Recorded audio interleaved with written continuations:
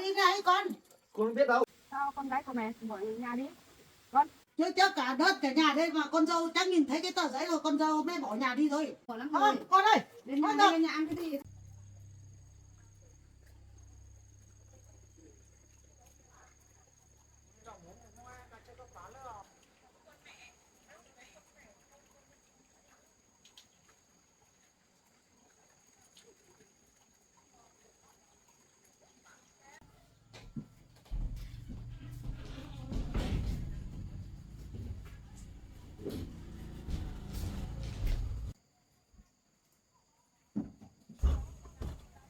Vậy nhìn buồn thế. Suy nghĩ gì à? Thôi phải suy nghĩ đâu nhé. Anh đi làm nhé. Ông bác lấy vừa gọi cho anh ấy, bảo anh đi làm xong là lát lấy anh qua đây anh lấy tiền luôn nhé. Cần từ giờ ông bác không hứa rồi, bảo là cho hai vợ chồng mình thì hôm nay thấy gọi về rồi thì anh chỉ ra lấy là được rồi. Anh lấy về sau anh đưa vợ đi nhé. Vợ ở nhà yên tâm, phải suy nghĩ đấy nhá, biết chưa? Cười lên nào đấy, cười thế nhá, phải suy nghĩ nhiều nhé. Để vợ bây giờ vợ chồng mình có tiền đưa vợ đi thực thai rồi, phải yên tâm nhé, đừng lo thế nhé. Ở nhà với mẹ nhé, đừng đi ra ngoài đi đâu nhé. Bắt đây anh lấy được tiền về thì anh sẽ về đến nhà anh sẽ đưa vợ đi luôn nhé. Nhớ ở nhà nhé, anh đi luôn đây nhé.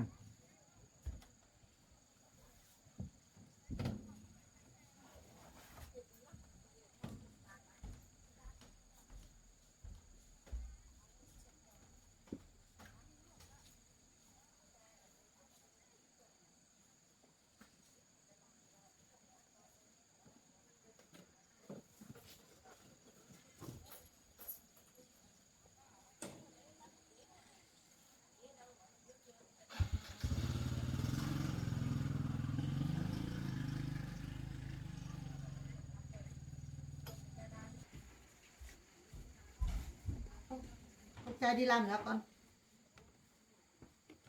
Thế thì con thì hộ mẹ thế đấy.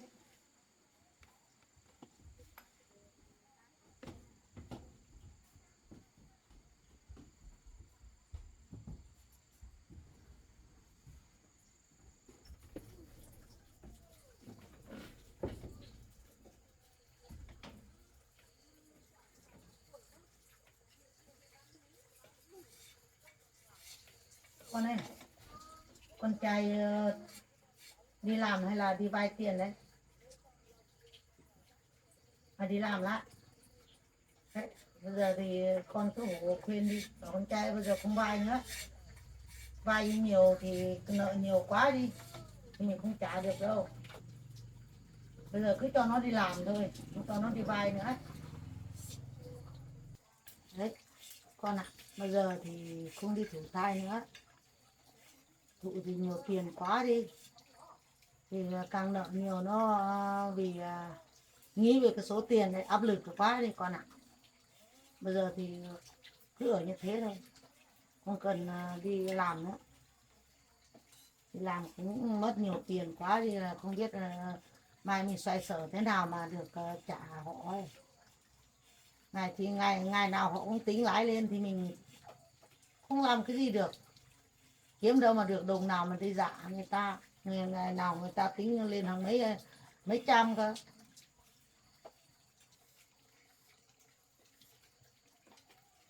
Nếu con khuyên được chồng không đi thì càng khuyên được thì càng tốt. Mẹ cũng nghĩ về cái khoản tiền tính lãi thì mẹ sợ lắm rồi. Mẹ gặp nhiều giờ mẹ sợ lắm. Con biết vót không? Vót đẹp không? Mẹ xem. Vót được mà, cũng đẹp mà. Thế con ở đây vót nhá. Mẹ lại đi chặt cây nhá. Vót còn một tí này thôi. Mẹ đi chặt cây thêm nhá. Lấy đi phơi. Thì con ở đây vót nhá.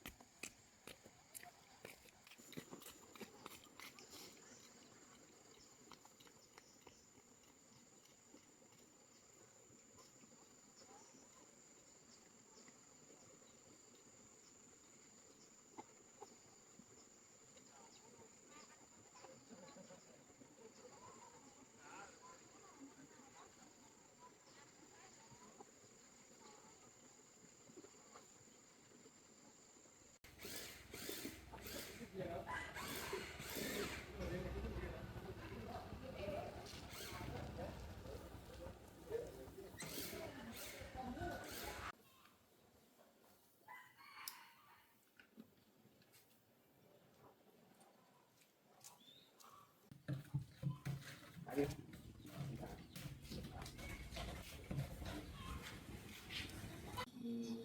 rồi em có số nói chuyện anh ấy, anh bảo là cố cho em mượn được 30 triệu ấy. Hôm nọ em xuống bàn với anh cái tiền đấy đó. Vâng. 30 triệu thì bảo em về viết giấy hợp đồng chưa? Em về em viết cho anh ạ. Thắng em có thể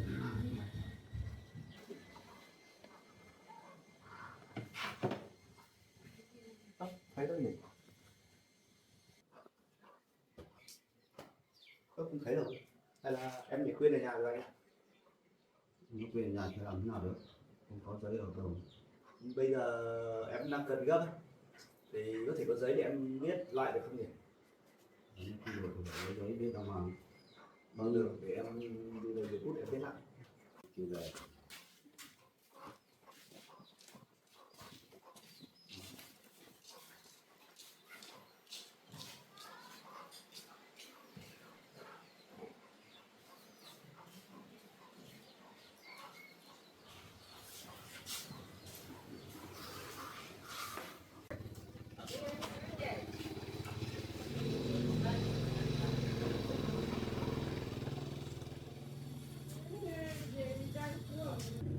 Em cứ ghi rõ vào cái diện tích của nhà đất em đang ở đấy, ghi đầy đủ vào bao nhiêu diện tích.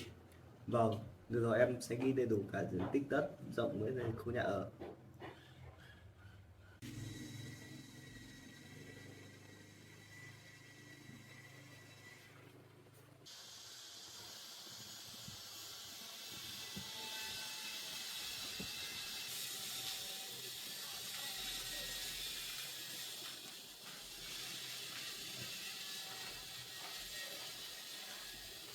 Đây anh xem.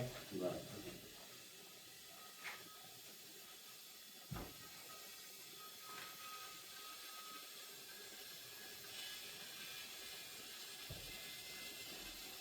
Vâng, đấy rồi. Mà anh hẹn tầm 7 ngày, nếu không được thì anh đi thu hồi đất đấy. Không Dạ đất vâng. ở đấy.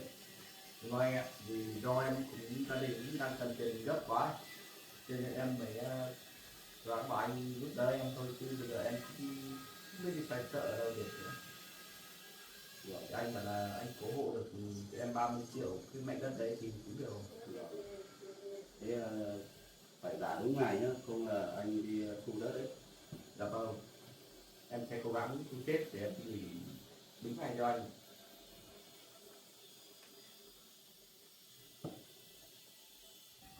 Cái này anh cho không như đợt trước nữa, đợt trước anh đi đòi nợ hơi khó đấy.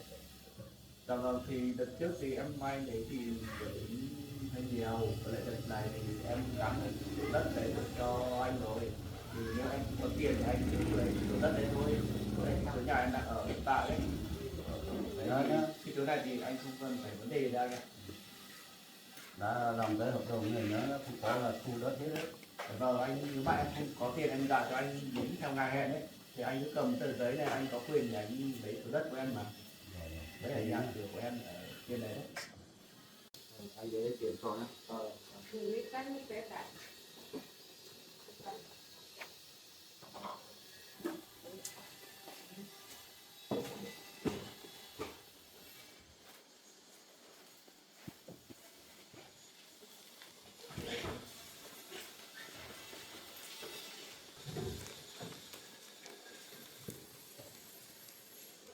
Đây là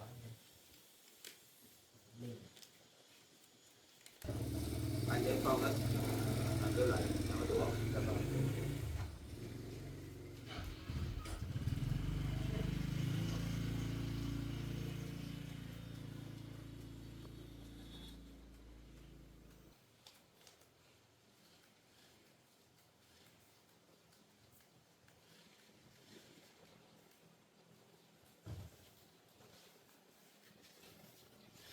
được anh ạ. Vâng. Rồi, cảm ơn anh nhé. May có. Rồi. Không thì em không biết đi chỗ nào phải sợ. Em nhớ nhá, cái tiền của anh là đến trả đúng ngày nhá. Không là anh đi lấy thửa đất em ở đấy. Dạ vâng. Rồi. thôi em nhé, Vâng. Hoàng nhé.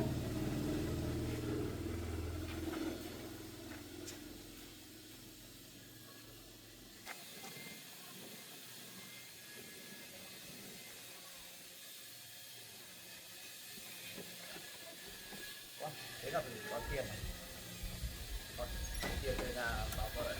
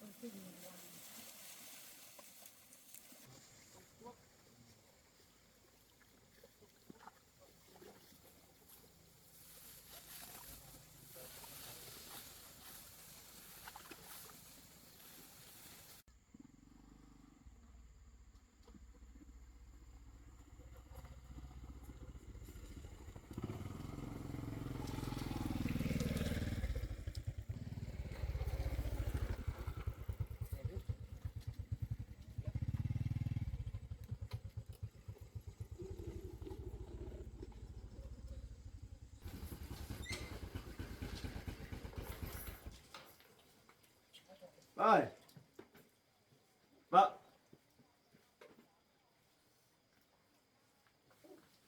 Ơi. Lấy được tiền rồi. Ơi. Ơi. Vâng. Vâng. Ơi. Mẹ ơi. Mẹ. Đi đâu nhỉ? Vâng.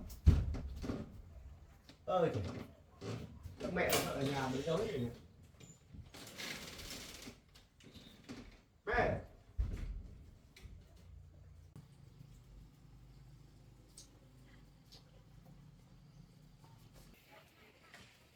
Lạ nhỉ? Đi đâu được nhỉ?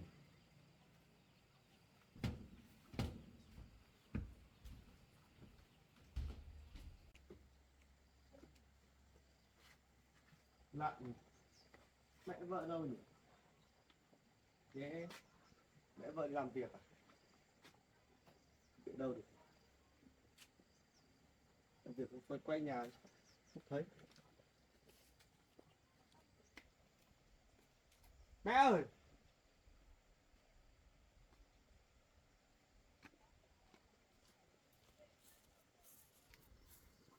Mẹ ơi. Mẹ. Vợ ơi.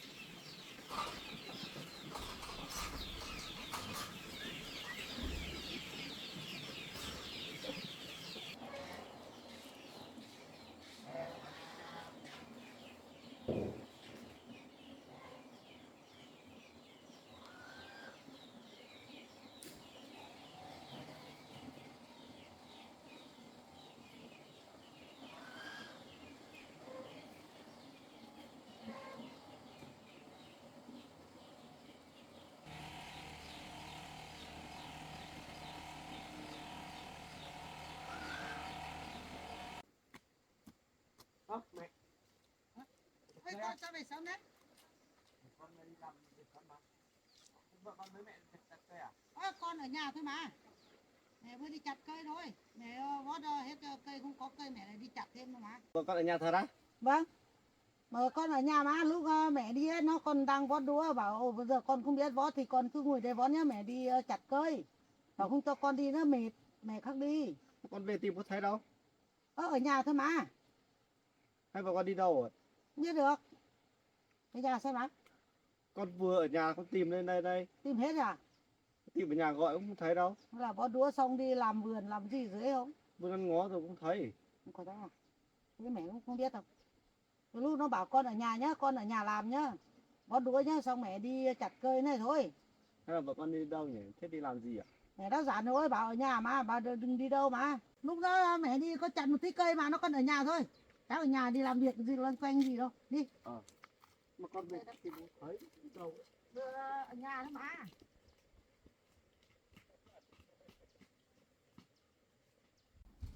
Lúc mẹ đi chặt cây nó ở nhà thôi mà, có đi đâu đâu. Ở nhà á? Bao giờ thấy. Nó còn ngồi kia vót đũa cơ mà. Ơi. Ba. Không thấy thật nè, nó vót xong rồi. Thế nên vợ con đi về ở nhà đấy á? Để đây cho con. Nhà có túi đấy gì mẹ? Đấy con để dao đây, nó ngồi bên này vót mà. Này con để một đống đây nó vót xong nó đi phơi kia. Đi phơi ở kia kìa. Về túi ảnh ạ. Nó phơi hết rồi. Cứ đi đâu nhỉ? Đấy, chúa thì mẹ bảo con vọt xong là phơi thế này nó phơi đấy rồi. Vâng. Nhưng mà không Cứ thấy. đi đâu nhỉ? Không đi đâu rồi này. Chắc đi tê lên quanh đây thôi, làm việc nhà nó lấy dặn thôi. Bảo mình đi đâu? Cạnh nhà nó tìm hết rồi mà. Đi rửa tay. Thế mẹ đi chặt cây có lâu mẹ? Cũng hơi lâu một tí mà. Đi cũng xa mà thì chặt xong mẹ mới về. Nhưng mà lúc mẹ đi nó ngồi đây ngồi ghế này vọt đấy.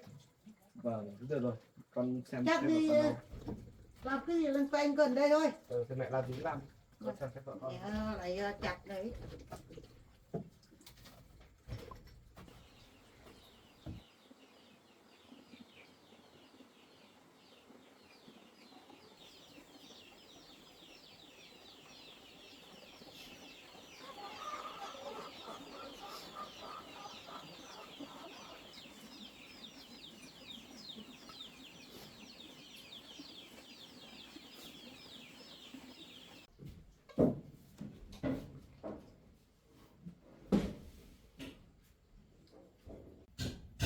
Thấy đâu mẹ ơi? Không thấy đâu. Không thấy à? Vâng. Thế mẹ không biết đâu. Đi đâu nhỉ? Đi đâu được? Đi đâu này?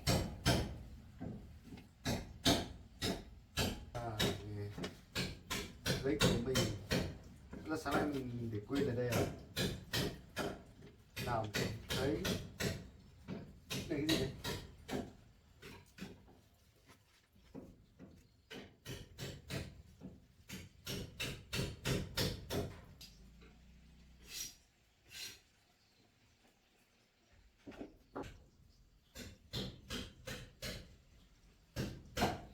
Mẹ ơi! Mẹ! Con đi rồi mẹ ơi! Con con đi rồi mẹ ơi! Mẹ xem đây này! Sao bỏ đi cái này con? Con không biết đâu, con vừa đi tìm không thấy, con thấy viết để ở giường kia. Này, hôm nay con ở nhà mà. Sao mà bỏ đi? Thế mẹ nhà con nói cái gì vợ con đấy? Không, mẹ ở nhà mẹ không nói gì đâu. Mẹ chỉ ở nhà có ngồi đây vót đũa xong bảo con ở nhà vót đũa nhá, mẹ đi chặt cây thế thôi. Thế mẹ lúc mẹ đi lâu chưa? Mẹ cũng đi hơi lâu một tí mà. Là mẹ nói gì vợ con rồi phải không? Thì vợ con bỏ đi chứ. Không. Thế sáng nay lúc con đi làm con nói chuyện với vợ con vẫn còn tươi cười với con cơ mà. Không, mẹ không được nói cái gì luôn. Không mẹ nói thì ai nói. Mẹ không nói gì đâu, con xem đây nào. Xem giấy đọc xem là đọc hết xem nào nó nói thế nào.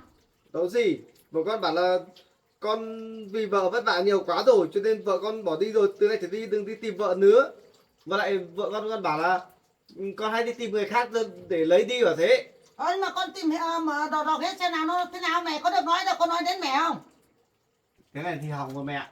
Làm thế nào? Chắc vợ Được. con suy nghĩ nhiều về cái khoản tiền con vay đi để đưa vợ đi thụ thai hay sao ấy. Mà vợ con lại nghĩ cuốn thế nhỉ vợ nhỉ? À mẹ nhỉ? Chắc đúng rồi. Con qua cái anh kia đấy lên nó có khuyên nó cũng bảo nó hổ khuyên rồi không cho con đi vay tiền nữa. Là vay cho con đi vay tiền chắc nó nghĩ cái khoản tiền nó sợ quá nó chạy thôi. Nó Được. bỏ đi thôi. Con đã bảo là cứ yên tâm ở nhà đi. Tiền có chỗ con xoay rồi mà. Thế nó nghĩ là con đi vay tiền nó lo quá xong nó bỏ nhà đi thôi con ạ. Thôi thế mẹ ở nhà đi. Con đi xuống dưới nhà mẹ vợ con đi tìm xem thấy vợ con ở kia không đã. Nhưng mà mày không phải hồi nhau tìm đâu được thôi. Thôi mẹ cứ ở nhà đi. Con đi.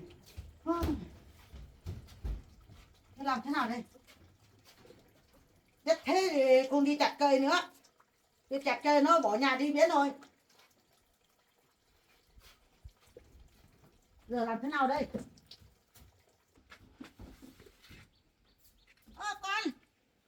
Con đi thì tí mẹ một mình ở nhà nó ăn cái gì?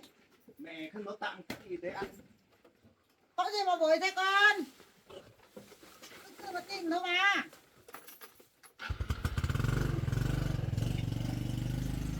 Mỗi ngày cứ hết cả túi đây. Có sao đâu mà. Nó không đi lên quanh đây thôi. Chắc buồn nó đi chơi thôi mà.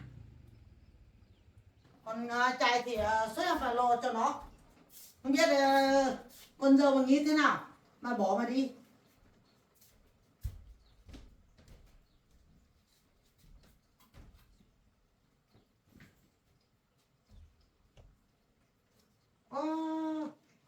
Nó viết tờ giấy ở đây. Cái này không phải đâu. Cái này là giấy vay tiền. Con bảo bây giờ không đi vay tiền mà. Bây giờ thì lại đi vay tiền à? Còn thiếu chấp và cả nhà cả đất nữa.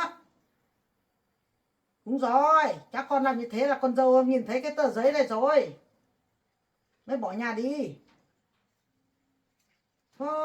Còn làm thế này. Mẹ đã khuyên mãi rồi bảo không đi nữa, vẫn đi vay. Thôi, hỏng rồi. Đợt này con làm này hỏng rồi. Làm thế nào đây? Con trai mà còn thế chấp con đất thì con dâu là bỏ nhà đi là đúng rồi. Mà làm thế nào đấy? Được. Này. Hỏng rồi. Hỏng rồi, con trai làm thế này hỏng rồi.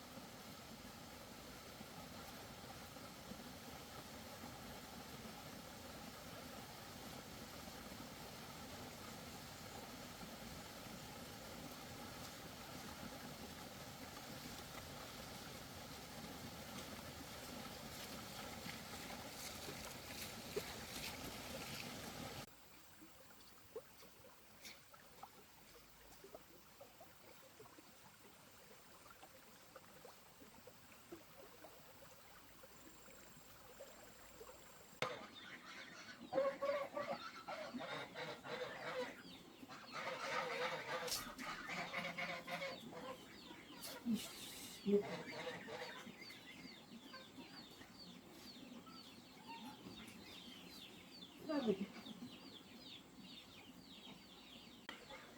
cả buổi chết rồi được 200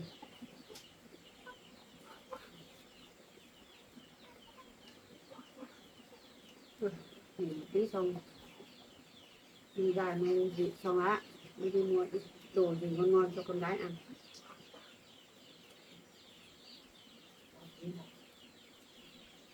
Già đó. Ôi.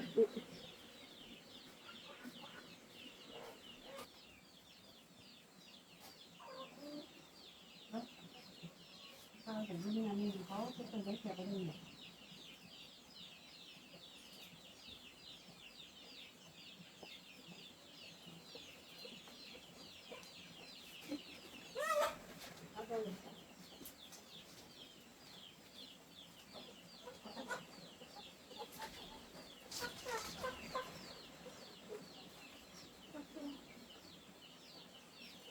Mẹ ơi, con về đến nhà nhưng không gặp mẹ. Cái chú này là con gái mình mà. Bây giờ con muốn được yên tĩnh một mình thời gian mẹ à sao nhỉ? Sao con lại biết cái tờ giấy này để đây? Nhưng mà xảy ra chuyện gì à?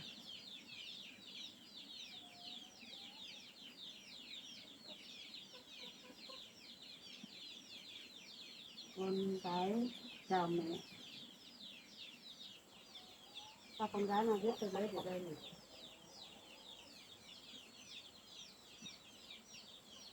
Mẹ đọc được những dòng chữ này. Mẹ đừng tìm con nhé. Mẹ ạ. Hay là con xảy ra chuyện gì con bỏ đi. Cái là con gái chào mẹ. Chào mẹ thế này thì con gái bỏ đi à? Không được à? Con gái có chuyện con gái bỏ đi rồi. Không được.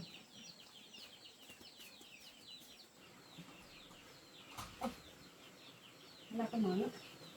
Để chị phá đi đến trên nhà con để xem.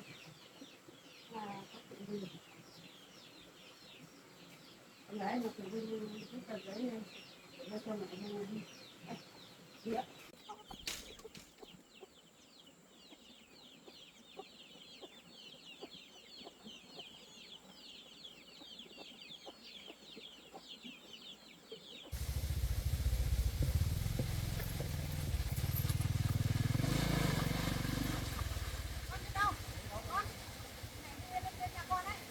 Mẹ với cả con là mẹ. Thế con cũng đi Đâu con đã bảo xuống nhà mẹ thấy vợ con xuống đây không? không thấy đâu, thế con cũng đi tìm con gái của mẹ à? Vâng. Không thấy đâu. Mẹ đi gạt về thấy mẹ lấy cái chìa khóa định mở cửa vào nhưng mà thấy cái tờ giấy này kẹp vào cái bên kia gần cái chìa khóa đấy.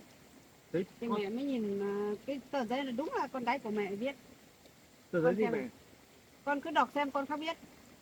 Hay là nhà con xảy ra chuyện nhà con? Không, có thể chuyện gì đâu. Sáng nay con vẫn đi bảo vợ con ở nhà, con vẫn đi làm bình thường, con đi làm xong con về không thấy nữa, con Không, tìm không thấy. Sao không thấy xảy vợ ra con chuyện viết? gì, tại sao nó không viết cái tờ giấy bảo xuống nhà mẹ nhưng mà không thấy mẹ ở nhà. Nhưng mà con ở nhà cũng thấy vợ con viết một tờ giấy bảo là từ đây đi tìm vợ con nữa, con tưởng vợ con xuống dưới nhà mẹ đấy. Mẹ đi gạt về mẹ không thấy đâu, mẹ đi gạt về cả buổi mới được 200 tiền. Mẹ định nghỉ, mẹ thấy mệt quá nghỉ một lúc, không mẹ đi mua cái gì ngon ngon cho con gái ăn, nhưng mà lấy cái chìa khóa định mở cửa vào mới thấy cái tờ giấy. Mẹ mới nhìn xong mẹ không, buổi quá mẹ không mở cửa nữa. Mẹ định quay vào trong xem nhà các con xem hay là các con, nhà các con xảy ra chuyện gì. hai vợ chồng con có cãi nhau gì không? Sao con gái của mẹ bỏ nhà đi? Con Đây, để con bảo là đi theo về mẹ.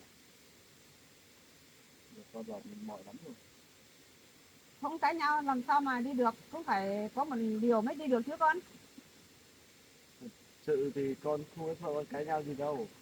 Con vẫn sợ con yêu thương nhau bình thường mà mẹ. Vẫn như mọi lần mà con có được trách mắc gì đến vợ con đâu. Bây giờ thì con tính thế nào? Mẹ thấy cái tờ giấy này mẹ thấy lo lắm rồi. Thì vợ con đã biết rồi mẹ. Mắt mẹ nhìn nó không rõ mấy con ạ. Chỉ nhìn lâu lâu mới ra một chữ hai chữ thôi. Con gái của mẹ bỏ đi thật rồi. Chắc chắn là nhà con phải cãi vã nhau thế nào là con gái của mẹ mới bỏ nhau đi. Con mẹ, thực sự con với vợ con không cãi nhau cái gì đâu. Lúc con sáng nay con đi làm ấy thì con dặn vợ con với mẹ con ở nhà mà con không biết ở nhà thì mẹ con với vợ con có nói cái gì với nhau không thì con không biết nữa. Hay là con gái của mẹ với mẹ của con ở nhà là mẹ của con chửi con gái của mẹ. Nó mới giận nó mới bỏ nhà đi. Nhưng mà nó không biết được thì nó thấy lúc nãy con về đến nhà con có hỏi mẹ, mẹ cũng bảo là có nói nhau cái gì đâu, mẹ còn bảo là vợ con ở nhà bắt đúa đi, còn mẹ thì đi chặt cây đấy, mẹ kể thế. Có tin cái miệng của mẹ nuôi của con. Chắc chắn là con đi làm xong là mẹ nuôi của con với con gái của mẹ ở nhà, chắc là mẹ nuôi của con chửi rồi, con gái của mẹ mới bỏ nhà đi. Thôi bây giờ thì con đưa mẹ lên nhà gặp mẹ nuôi của con á. Nhưng mà mẹ, con đi vào nhà mẹ cứ để con thấy vợ con ở đấy không đã mẹ. Không có đâu con ạ. Mẹ con phá cả cửa rồi. Lúc mẹ lấy cái chìa khóa còn cửa còn mẹ đứng vào nhà, nhưng mà mẹ thấy cái tờ giấy này mẹ vội quá mẹ không vào nữa, mẹ lại chạy ra đi tìm hỏi các con xem. Thế mẹ ở nhà không thấy sao đâu mẹ. Không có đâu, không thấy đâu. Mẹ vừa đi đặt về nhà cửa còn khóa hết mà. Ngày gái của mẹ về đến nhà xong chắc là không thấy mẹ nó viết cái tờ giấy kẹp vào đấy rồi. Nó không vào nhà đâu. Bây giờ chắc chắn là con gái bỏ trốn đi chỗ nào rồi. Hay là mẹ đưa mẹ vào trong gặp cái bà thông gia đi. Nhanh đi. Không thì tí con gái của mẹ đi xa là tìm không thấy rồi. Đi con. Đi. Tôi cũng được mẹ. Nhanh nhanh đi. Mẹ lo là con gái của mẹ càng lâu càng đi xa. Sao là đúng rồi bà thông gia chửi thôi. Chửi thì là sao con gái của mẹ. Rồi chắc là đợt này chắc con dâu bỏ nhà thì thấy rồi. Vậy con trai con đi tìm thấy không? Đúng rồi. Nhớ thấy cái tờ giấy là con dâu là bỏ nhà đi rồi.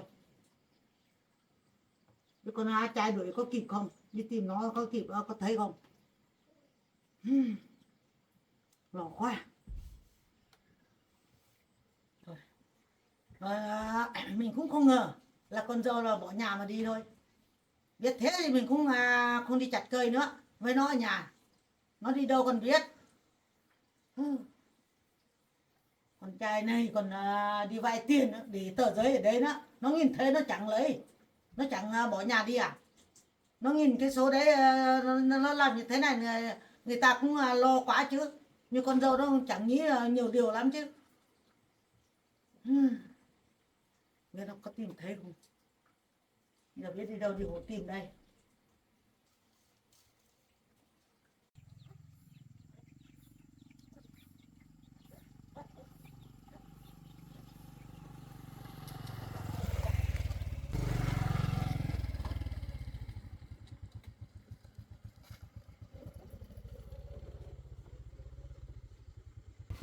Con đi tìm thấy không? Thấy đâu mẹ. Sao không thấy à? Bà ở nhà làm cái gì cho con gái tôi đấy, chảy đấy. Tôi có làm gì đâu. Tôi chỉ thương nó, bảo nó ở nhà. Tôi không biết nó bỏ nhà đi đâu.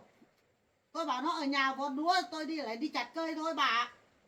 Hay là bà với con gái tôi ở nhà bà thì con gái tôi mới giận mới bỏ đi. Không, tôi không chửi đâu, con không nói câu nào. Thế con gái tôi về chưa? Chưa. Không thấy. Thế mẹ, bây giờ vợ con không về này, giờ biết tìm đâu vậy nhỉ? Cứ đi của nhau tìm nó làm thế nào được. Con cứ tưởng là vợ con đi xuống dưới nhà mẹ kia ở đấy chứ. Con đi tận nhà mẹ tìm không thấy à? Không phải đâu con ạ, mẹ đi gặt về có thấy đâu. Đợt này không tìm thấy rồi mẹ, chắc vợ con không về đấy rồi. Chắc vợ Thế- con chắc chắn là đi chỗ khác rồi chứ. Thế bây thì giờ- con đi đến nửa đường lại gặp bà này lên á, bà thằng gia lên á. Thì mẹ vợ con cũng đang đi tìm. Thế mẹ con bảo là vợ con viết một tờ giấy để ngoài cửa ấy, bảo là không gặp được mẹ thì vợ con đi chỗ khác để ở rồi, bảo thế. Tôi đi gặt về thấy cái tờ giấy ở ngoài kia tôi mới nhìn cái tờ giấy tôi mới biết lại. Không thì tôi không biết đâu. Tôi cũng đi gặt mà, đi gặt thuê ấy. Tôi có biết đâu, tôi cũng đi chặt cây. Bà không tin thì vào xem nào, tôi đi chặt cây về đây này, đang cái đây này. Chặt cây về con đũa thôi.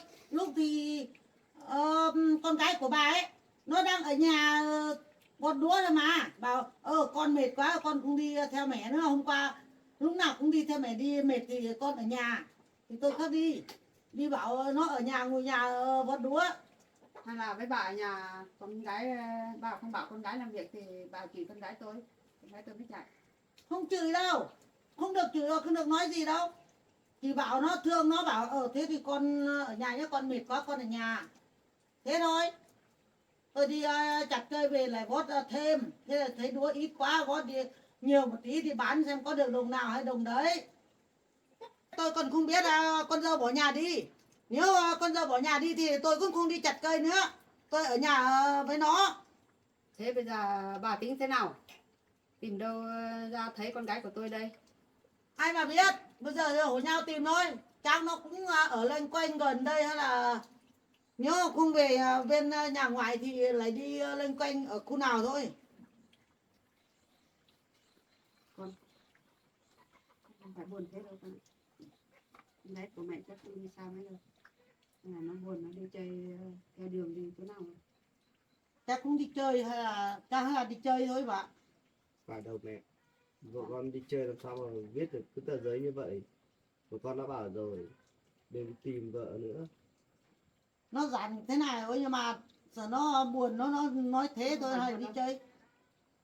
Buồn quá thì mất sức khỏe thì có người đấy con ạ. Con cứ bình tĩnh lại đi. Này con sáng nay con phải đi làm à? Con đi vay tiền à? Ờ, Phải không? thì con đi làm xong con đi vay tiền. Đấy, mẹ đã bảo rồi không đi vay nữa. Đấy, bây giờ con đi vay tiền đây. Con biết thì mới bỏ nhà đi thế này đây. Hay là bà với con gái của tôi ở nhà lúc nào cũng vay tiền, con gái tôi buồn, con gái tôi Không, chạy. không phải mình nói. Chắc chắn là bà có nói rồi. Bà vừa cất đồ của con đấy. Cả cái túi cái mũ về cất để đấy mới nhìn thấy cái tờ giấy. Con biết là vay nợ. Chứ chấp cả đất cả nhà đây mà con dâu chắc nhìn thấy cái tờ giấy rồi con dâu mới bỏ nhà đi thôi. Bà đừng trách tôi.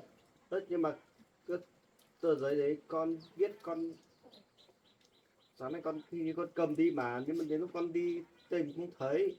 Cái tờ giấy kia là con viết, cái tờ giấy kia là con định đi vay của người ta, vay tiền đấy. Thì con đi vay tiền của họ thì họ bảo là mình khắc tự viết một cái tờ giấy đi, thì con viết thì con nói là con cũng cầm đi rồi mà đến lúc con đi đến đấy thì con tìm không thấy nữa. Mẹ đã nói rồi Con chắc con, con để quên ở nhà sao ấy. mẹ đã bảo con rồi, từ từ để mẹ tìm người mua cái căn nhà của mẹ với số đất kia, cái ao kia đã, mẹ mới hổ các con không vội đâu. Nhưng mà này tiền ông này thì đến gia đình của con thôi, con không muốn mẹ phải vất vả khổ vì không Không sao còn đâu. con nữa. Con là con của mẹ mà. Con còn viết tờ giấy ở đấy nó cho con dâu nhìn thấy rồi. Thì nó chẳng tức quá nó chẳng bỏ đi. Lúc con dâu nó bảo không đi nữa. Chắc do sáng nay con đi làm ấy, chắc con làm rơi cái tờ giấy đấy, chắc vợ con nhìn thấy thì vợ con đọc hết thì chắc vợ con mới bỏ ở nhà đi rồi mẹ. Trời ạ, vợ con một tí là cái tờ giấy mà vợ con bỏ đi á. Chắc là vậy. Con ạ, mẹ vẫn biết là con muốn hai vợ chồng con có em bé, nhưng mà con làm như thế là chắc vợ con thấy buồn, vợ con mới chạy thôi. nhưng mà con cũng muốn tốt cho vợ con, vì vợ con cũng muốn có, cho nên con mới cố gắng để xoay sở cho mẹ. Mẹ biết rồi, con làm như thế là tốt rồi, nhưng mà chuyện này là từ từ thôi. Nếu mẹ bán được căn nhà đấy, số đất đấy thì cả cái ao đấy thì mẹ giúp cho các con. Các con không vội lo nhé. Con biết rồi mẹ, nhưng mà mẹ không phải bán đâu. Hôm nay con những đi vay được một số tiền đấy rồi, sắp đủ rồi mẹ. Chứ bây giờ không, mẹ không cần phải bán nữa. À, tháng này con đi vay được cái số tiền đấy à? Vâng, con đã bảo vay được số này rồi thì con về con bảo vợ con, mà anh ngờ về nhà thì sẽ ra chuyện này, thì con đi vợ con thấy. Vậy thì nếu mẹ bán được cái căn nhà đấy thì mẹ cho con hộ giảm lại. Con không phải buồn đâu. Chứ sao mẹ lúc nào cũng ở với các con mà. Thì con cũng bảo là con nói mẹ phải bán đâu, con mai mốt con lo dần thì con già dần cũng được. Không phải các con bảo mẹ bán đâu, mẹ tự lo cho các con mẹ bán thôi.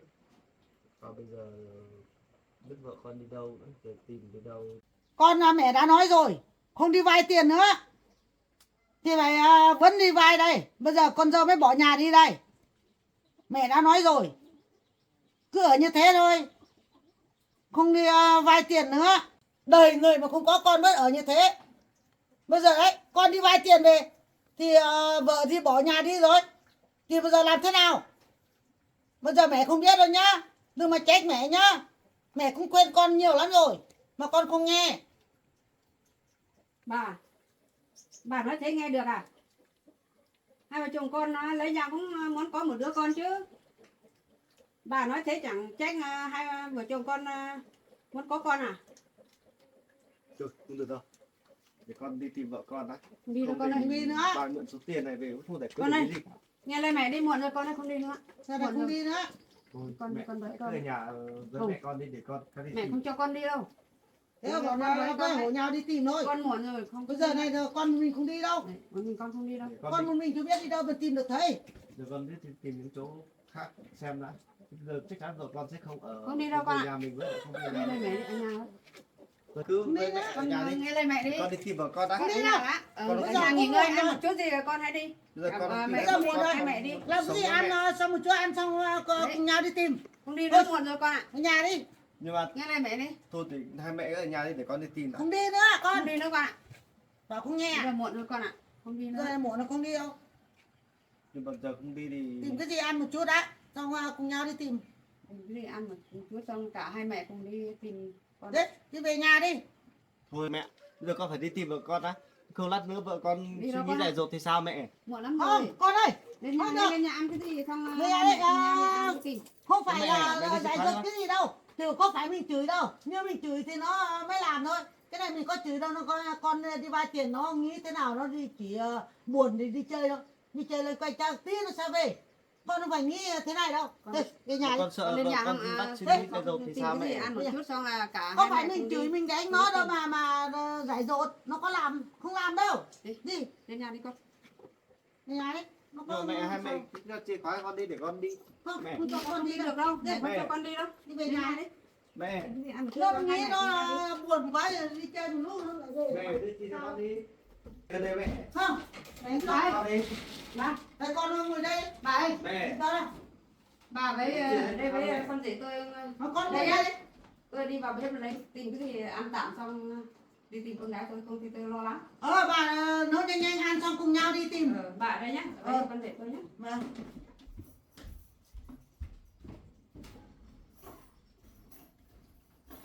Mẹ đã quên mãi rồi. Bảo nghe lời mẹ đi. Mà con không nghe lời mẹ. Bây giờ nó dám dối rồi. Bây giờ nó bỏ nhà đi rồi. Bây giờ cũng khổ đấy.